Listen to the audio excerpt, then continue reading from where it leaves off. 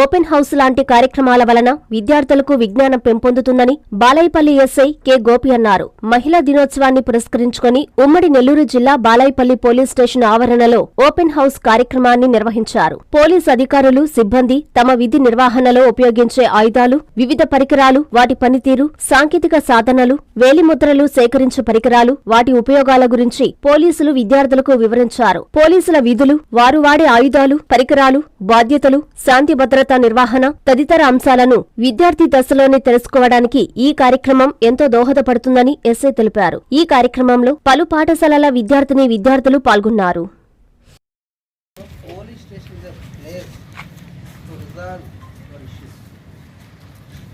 తప్పు చేసినాడు మాత్రమే భయపడాలి. Until unless you didn't mistake, you did not fear about the whatever it is. Police station సమాధానం. నువ్వు మిస్టేక్ చేసినప్పుడు మాత్రమే భయపడాలి. నేనే చెప్తున్నాను, ఇంటర్మీడియట్లో ఏం చదివేటప్పుడు ఆ పోలీస్ స్టేషన్ పక్కకి వెళ్ళాల్సి వచ్చేది. అది ఏదో పెద్ద ఇదిలా భయపడిపోయాడు. బట్ అన్ఫార్చునేట్లీ నేనే సబ్మిట్. అన్ఫార్చునేట్లీ కాదు, చాలా ఫార్చునేట్, చాలా కష్టపడ్డాను దీనికోసం. చాలా ఇయర్స్ టుగెదర్ సాక్రిఫైస్ చేసి కంటిన్యూస్గా కాన్స్టెంట్గా కాబట్టి ఎగ్జామ్. నేను చాలా మా అమ్మ నాన్న వాళ్ళు అయితే ఇంకా ఓపెన్గా చెప్పాలంటే ఫింగర్ ప్రింట్ అంటే నేను ఫస్ట్ జనరేషన్. 79 ఏళ్ళు 89 ఏళ్ళు ఉన్నటువంటి ఒక గ్రామం, ఆ విలేజ్.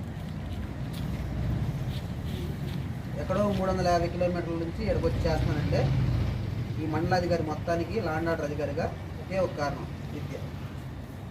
సో మనల్ని ఒక ట్రాన్స్ఫార్మ్ చేసేదంటే ఒక వెపన్ ఉందంటే ఏదైనా ఉందంటే విద్య. ఒకటి ఉంది, ఒక శ్లోకం, తమసోమ జ్యోతిర్గమయ. దేవుని అడుగుతున్నాడు అనమాట, నన్ను చీకటి నుంచి వెలుగు వైపు తీసుకెళ్ళమని. అట్లాగే మనల్ని కూడా అజ్ఞానం నుంచి జ్ఞానం వైపు తీసుకెళ్లేదే చదువు.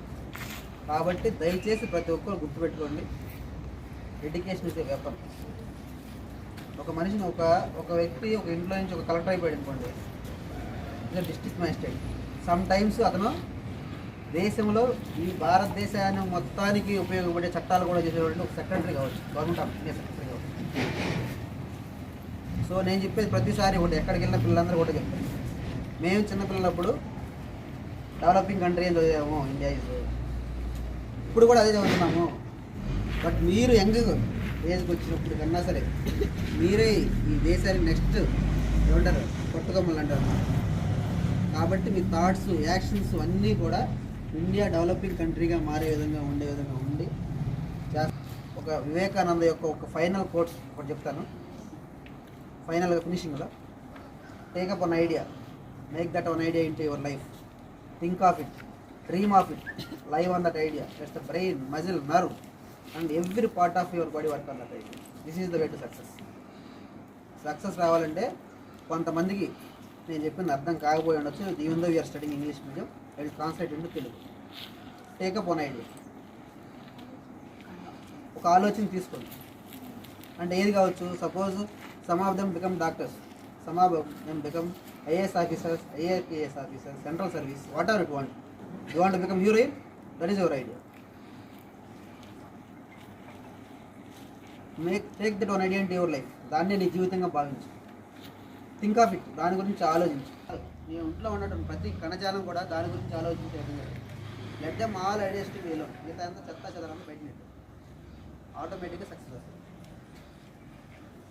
సో మీరు సక్సెస్ అవ్వాలంటే కంటిన్యూస్ అండ్ కాన్స్టెంట్గా చదవడం. విద్యార్థి ఎందుకు వస్తారండి స్కూల్కి? మరి దాన్ని మీరు 100% ఫుల్ఫిల్ చేయాలంటే కాన్సన్ట్రేషన్ అంతా ఎలా ఉండాలి? నేను చెప్తున్నాను కదా, you can sing, you can dance, you can play, but don't forget to right. చదవడం అనేది ఎప్పుడు కూడా మర్చిపోవడం. Still I'm a student. నేను ఎప్పుడు చెప్తున్నాను, స్టూడెంట్ అయితేనే ఈ పబ్లిక్లో ఉన్నటువంటి సమస్యలను మనం సాల్వ్ చేయగలం.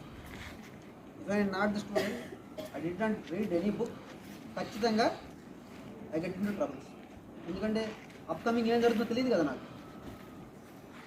సో మనం చివరి టైంతో కూడా మన ఒంట్లో ఉన్నటువంటి లాస్ట్ బ్రీత్ వరకు కూడా మనం స్టూడెంట్ లాగే ఉండాలి, నిరంతరం చదువుతూ ఉండాలి, అప్పుడు మాత్రమే పాసిబుల్ అవుతుంది. So thank you for coming. ఇక్కడికి వచ్చినందుకు మీ అందరికీ, అలాగే మీ స్టాఫ్కి కూడా పోలీస్ స్టేషన్ తరఫున, బాలాయపల్లి పోలీస్ స్టేషన్ తరఫున ప్రత్యేక ధన్యవాదాలు తెలుపుతున్నాము. ఇక్కడికి వచ్చినందుకు చిన్నపిల్లలకి ఏదో చిన్న చాక్లెట్ ఇస్తాము.